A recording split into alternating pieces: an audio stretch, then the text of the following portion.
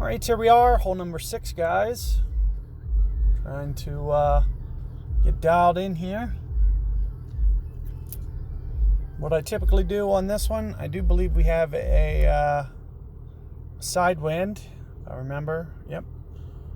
So what I'll typically do on this is I typically try to roll it through the rough, kind of right above this bunker. Shouldn't need as much curl because of wind effect. And you can see, right around probably max-ish. You can see I'm very close to the bunker, so I'll typically maybe just pull it just a slight angle and then just use just a tiny bit of curl. I think it's somewhere in the neighborhood of 7 rings plus just a tiny bit of curl. Didn't want that great ball. That great ball may end up hanging. We'll see. Let's see if it gets down there. So I should have just used just a tiny bit more power, or just pulled at just a little bit more angle. So you can see it does wind up in the rough. And that does make things interesting. It's much better to go longer in the rough. So even if you went up in here, you should still be able to get to the green by bouncing off the island. Where I may be pushing it. I might have to go max to get there. And when you go max, you have the potential to screw something up. So another thing that I would recommend for this is maybe a power 4 ball, just to make your life a little bit easier. It would make that tee shot a little bit easier, and also if you do wind up in the rough, that little bit of extra distance will make the approach that much easier. So do keep in mind, you won't need much curl on this hole because of that wind effect. The great ball ended up costing me. Mine would have rolled down there. Otherwise, I'm not sure if I can get over this trap or not. It's close. It's it might not be as close as I think. I don't think I can,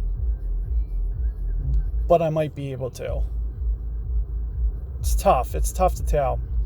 So first thing, I'm going to play off the right of my bullseye, and I'm maybe looking at about 7 rings down for the wind. So right now I'm kind of on the right edge of the rough, and then I'm going to do a full stack here, maybe 5 more rings, 6 more, 7 more rings, and we'll just try to create as much momentum as we can. All this extra momentum would hopefully help carry the bunker. And sure enough, I did get over it. And it just rolls into the back trap. Man.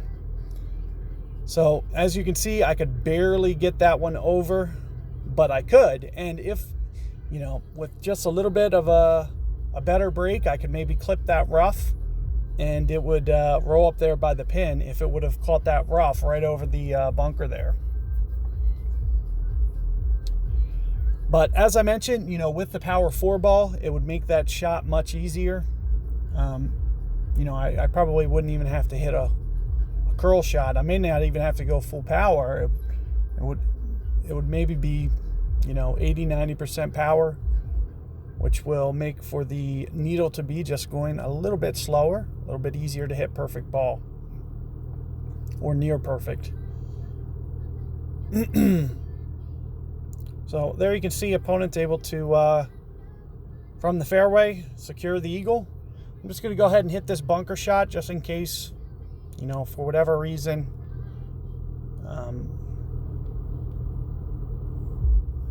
ideally we're just going to put this right on the front of the green.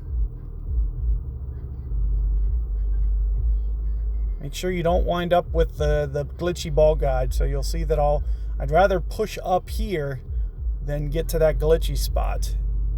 So I'm also going to play maybe about a ring or so, very small amount. Probably just comes down to perfect ball more than anything here. Bit late on the timing. I don't think I'm going to be able to recover. And sure enough, there you can see it shoots out to the left. Something that we can hopefully avoid with our second attempt, be able to keep that ball in the fairway. But even Even if we do go in the rough, as I mentioned, if I bring power 4 ball, for instance, it will make it that much easier.